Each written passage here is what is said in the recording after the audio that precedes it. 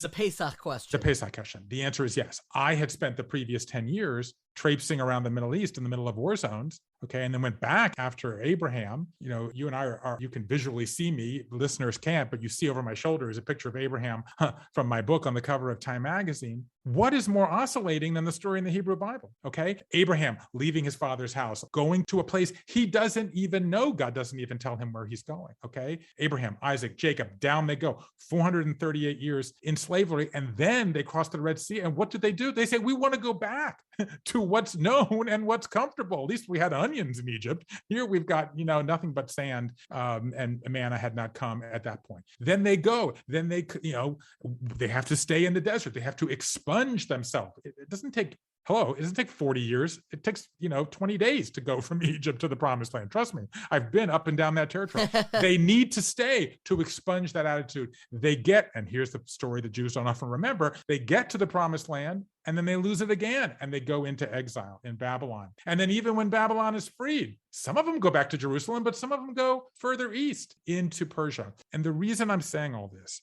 is because if you look at that story, not only is it oscillating, but all of the growth happens in the periods of dislocation. It happens when Abraham leaves his family. It happens when they go into the desert and become a nation. Even when they go to Babylon, by the rivers of Babylon, they weep. But that's where they created Shabbat, the candles, the challah. All of these things are periods of dislocation. Time and again in the story, the growth comes from the pain and the moments of dislocation. What always struck me, and I write this in my book, is that there are two Hebrew words for singing that are grouped together throughout Psalms. The Hebrew word mizmor and the Hebrew word shir. And those two words, shir, comes from the root word of shura, which means a straight line, something very sequential that unfolds step by step, A to B to C to D. Mizmor comes from the root word of zimra, which is a grapevine. And grapevines, if you've ever been to a vineyard,